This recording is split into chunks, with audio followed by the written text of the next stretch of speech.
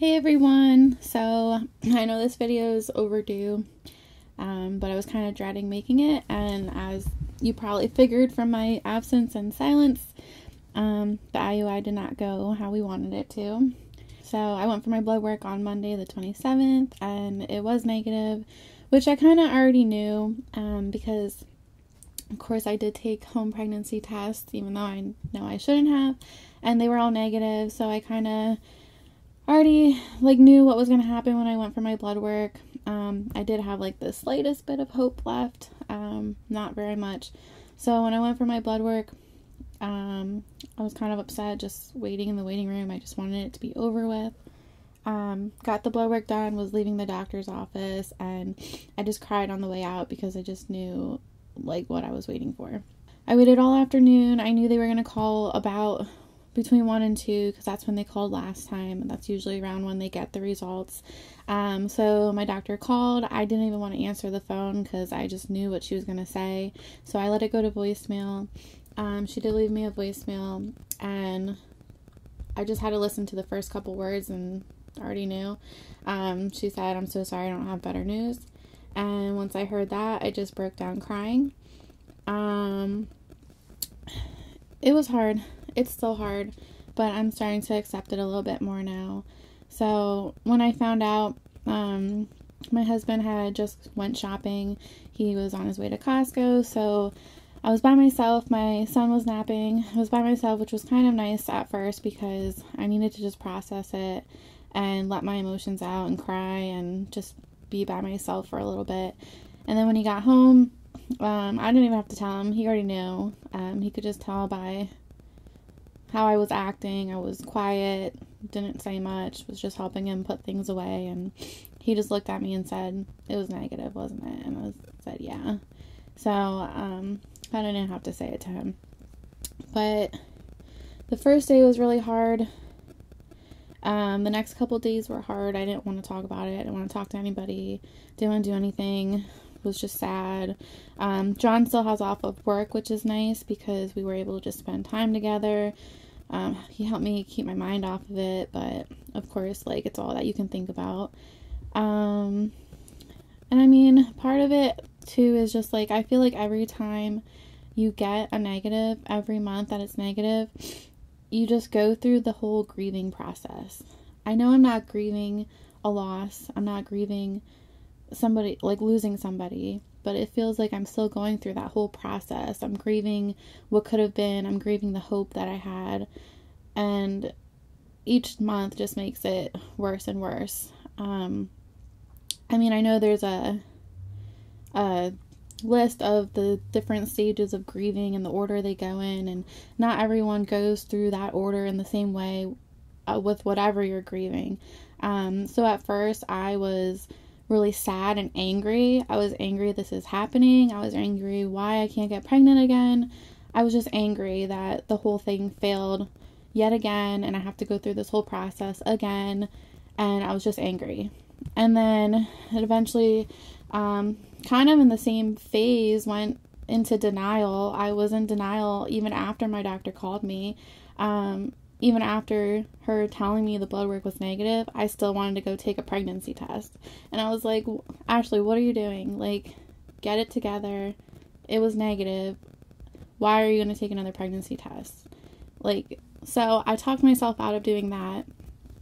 But I was just in denial. I just wanted it to be true. I wanted it to be positive. I didn't want it to be true that it was negative. And I just had to take a breath and talk myself through it and just say, "Listen, this is what it is.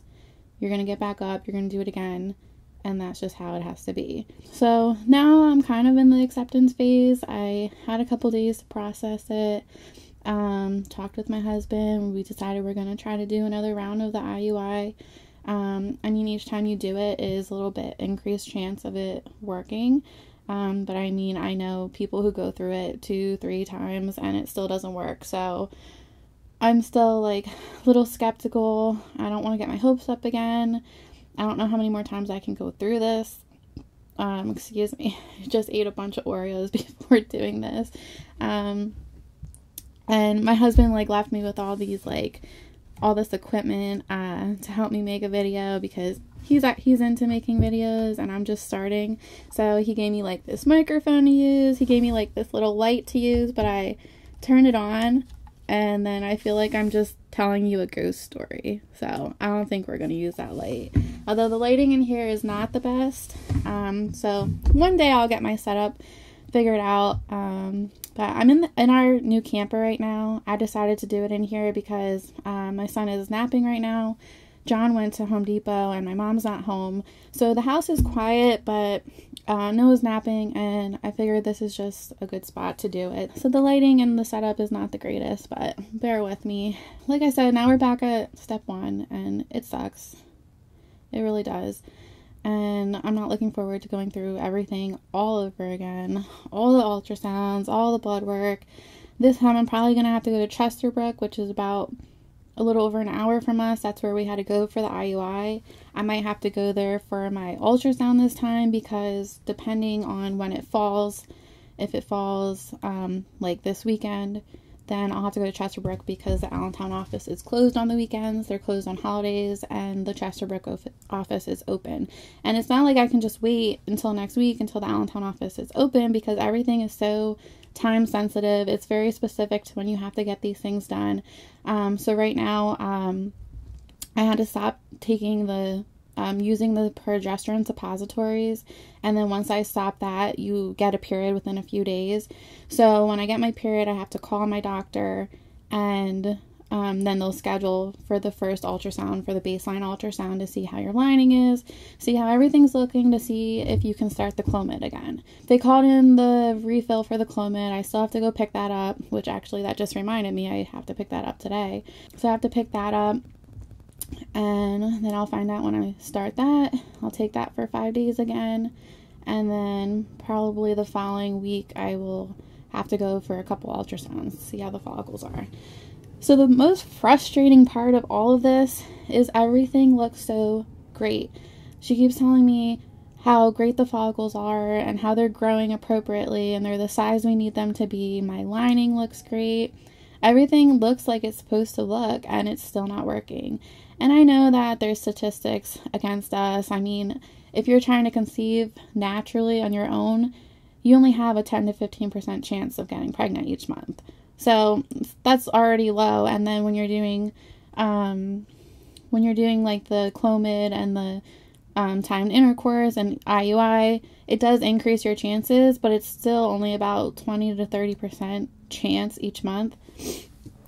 Maybe even less than that. I'm not even sure. So I just know it's pretty low. So I'm trying not to get my hopes up too much that the first IUI didn't work, because I know it's just a matter, sometimes it takes more than one cycle. You just don't hit it at the right timing.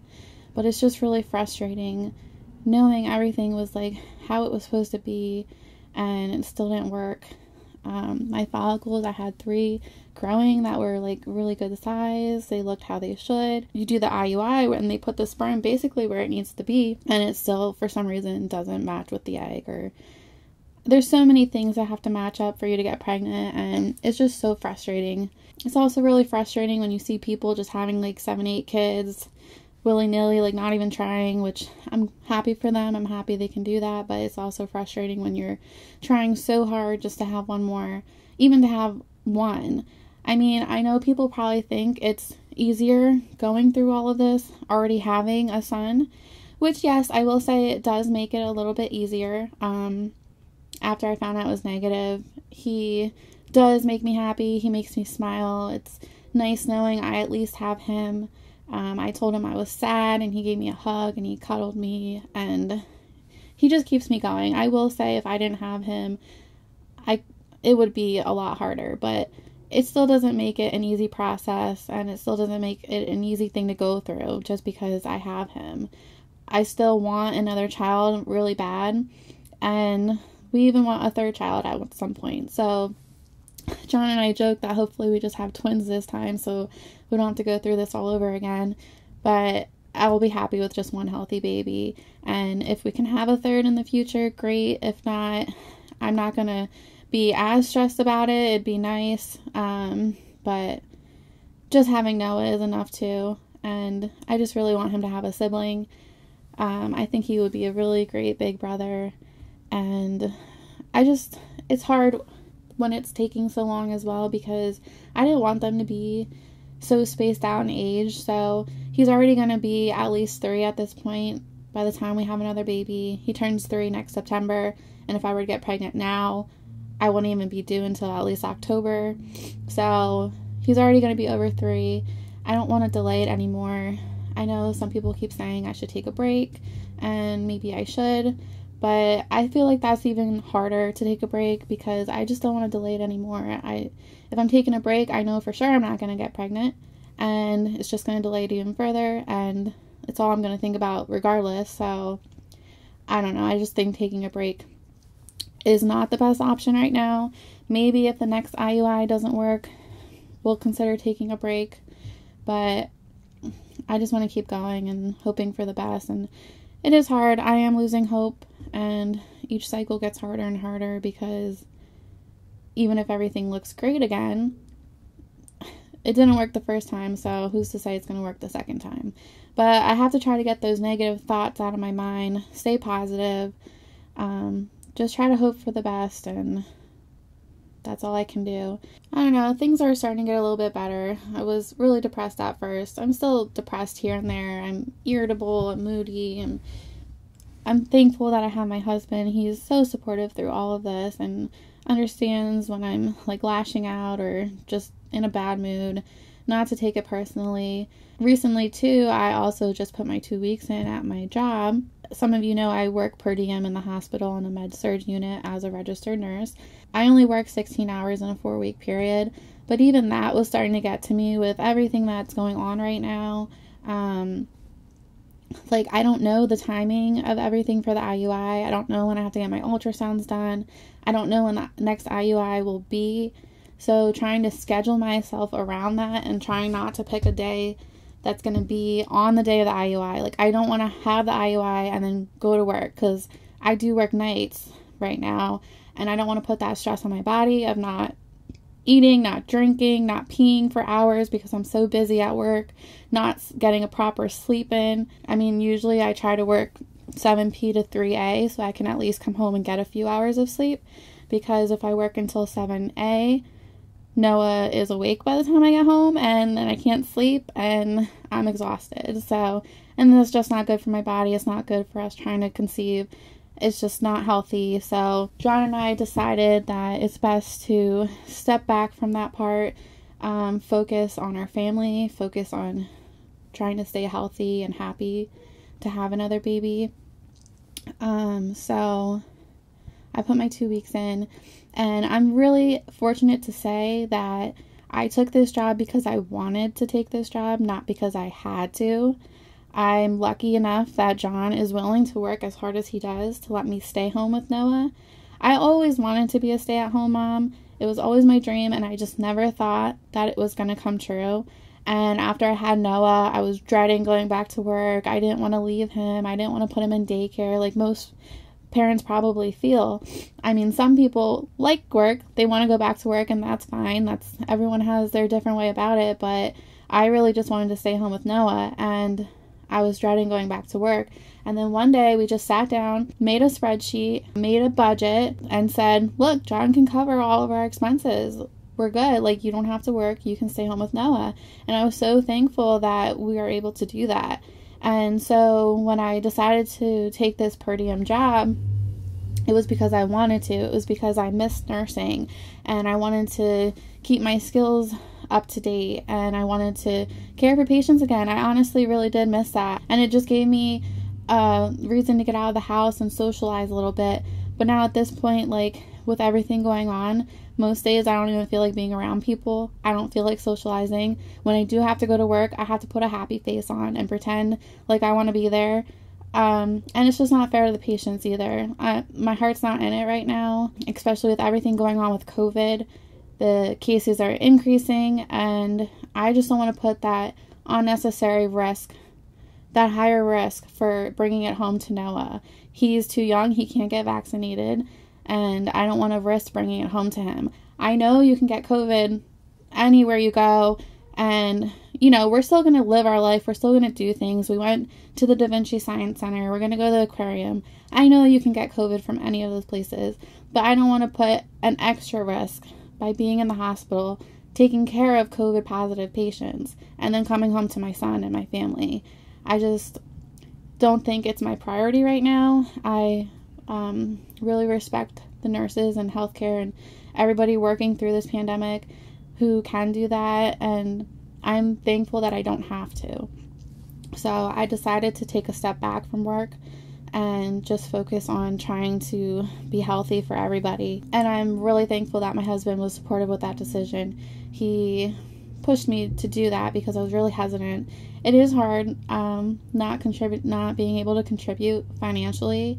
Even though I know he has it handled, I still want to be able to help him pay the bills and everything. But it's also important for me to stay home and take care of Noah, and he is our priority, and we don't want to have to send him to daycare, especially with all the sickness going around, and I'm just so thankful I can stay home with him. That's really where we're at right now. I just wanted to give everyone an update. I honestly didn't even want to make this video. When I first found out it was negative, I told John I'm done with videos. I'm not going to make another one. I just didn't have the mental ability to do it at that time. But I think making these videos also helps me get it off my chest. It helps me express my feelings. Just talking about it, it just helps me. And I'm not doing this for you to feel sorry for me or for you to have pity for me.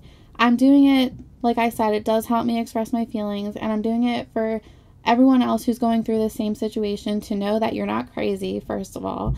If you're taking 1,000 pregnancy tests, you're not crazy. I've been through it. I'm not even going to admit to you how many pregnancy tests I took this last time. But you're not crazy. These feelings are real. They do make you feel crazy if you think you're the only one going through it. So my hope with these videos is that you realize you're not the only one going through it. Those feelings are valid. You're not crazy. And this is just really hard and really sucky to go through. Also, I'm hoping people will see this video who maybe aren't going through this but know somebody who's going through it or has a family member going through it, and that this video just helps them to understand the mental thoughts that you have and everything that goes through your mind. It really just takes over your life. I feel like right now I just feel like that's all I can think about, that's all I want, and I know that's not healthy, and maybe taking a step back would help with that, but honestly, right now, it doesn't even feel like it would. It just feels like it would make it worse. That's really my goal with these videos, is just to help people understand what goes through your mind during this process and how hard it is, and to just try to have some leniency for people going through this. Like, if they seem to be irritable or just not themselves, they probably aren't. And it's just so draining to go through. So hopefully these videos are helping somebody, and I'll try to make another one soon. I'll let you know once I find out when I'm going to go for my first ultrasound, which probably will be this weekend, and then I'll let you know when we're doing the IUI again. This time with the IUI, unfortunately, with COVID increasing, they aren't allowing spouses in for the procedure anymore. So John will still take the drive down to Chesterbrook with me, but he won't be allowed into the room, which is fine. I mean, I want him there, but it's not like a crazy procedure. It wasn't really painful or anything, so it sucks that I have to do it myself and he can't be there for it, but at least he'll be there for the drive, and he'll be in the car when I come back out, so he'll be there for emotional support. So I'll keep you all updated, and if you have any questions, let me know, or if you just want to reach out, let me know. I did have a couple people reach out to me already, and it's great. I'm glad my videos are doing what I want them to do, and just talking with you and letting you know you're not alone. I mean, I'm not an expert in any of this by any means, but I have gone through enough of it to know the process, to know the mental part of it. And even if you just want to vent and get it out to me, that's what I'm here for. So let me know, and I'll talk to you soon. Bye.